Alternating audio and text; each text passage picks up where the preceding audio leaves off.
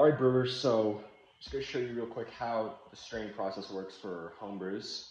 So here I just have some other brews that I've been working on for some time, just to show you what they would look like. So this one is going for about a few hours. You might see some minimal bubble content. The bag hasn't really filled up much of CO2 yet. This one here has been going for about 3 weeks. You can sort of see the fruits here getting pushed to the top, but not making it through the airlock system. This one's been aging for about a month, I'd say. You can see probably minimal, a little to no bubble formation. And this here is a brew that's been aging for about a month now. You'll sort of see some of the particles settling at the bottom, which you can filter out later with a cheesecloth. So here I'll be showing you how to filter out.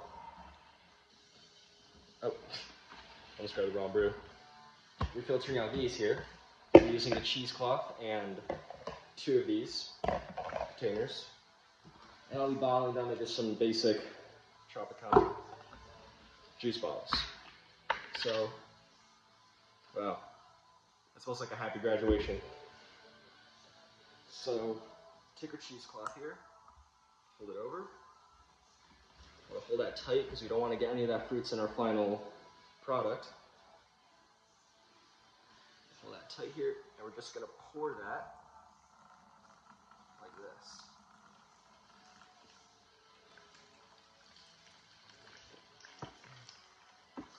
Wow, that was a really strong smell. So some finer particles might make it through, as you see in the older batches, but those can be filtered out, or you could just pour it gradually and those just end up at the bottom.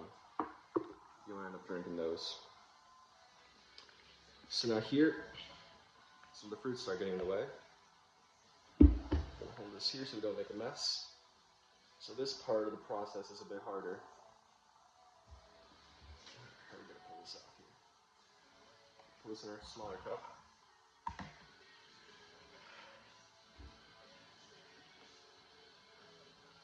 Pour this in like this. Just making sure we don't get any of those fruits outside of this pot. There we go.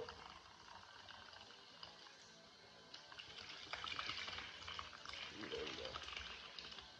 Get that there before this fills up. You can see that. Just going to squeeze those juices out.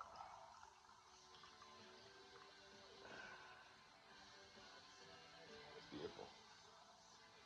Squeeze those out more.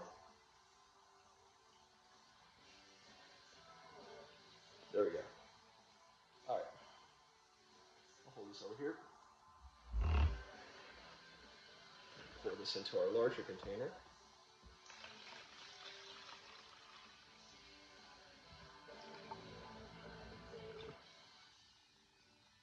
And we'll repeat.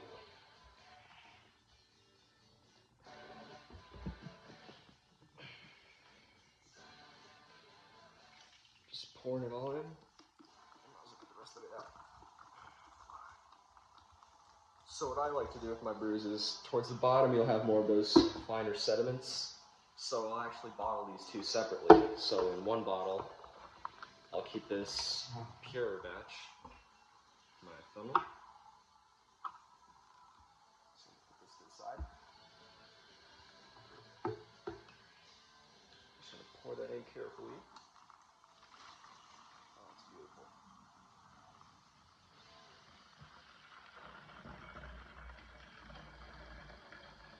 Just like that.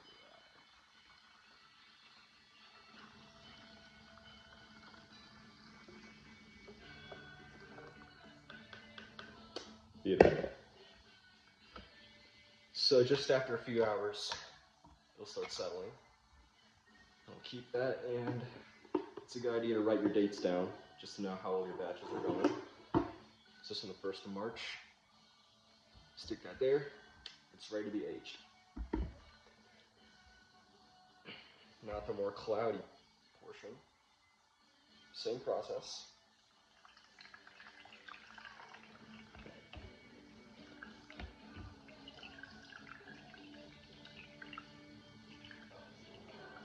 Even with the cloudier parts of the batch, still with time it'll all end up settling and you can just pour it out and you would end up drinking any of that.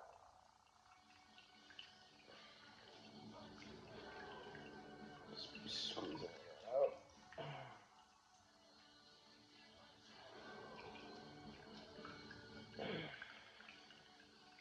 It's a lot of juice. So it's a good idea to have your cheesecloth, because the finer keeps all of those little particles out. There we go.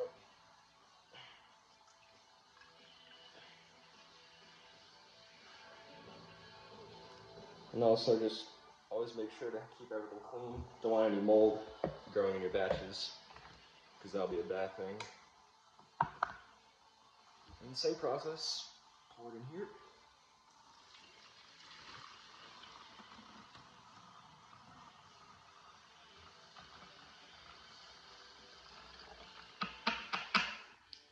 Beautiful. And just like that. That's how you bottle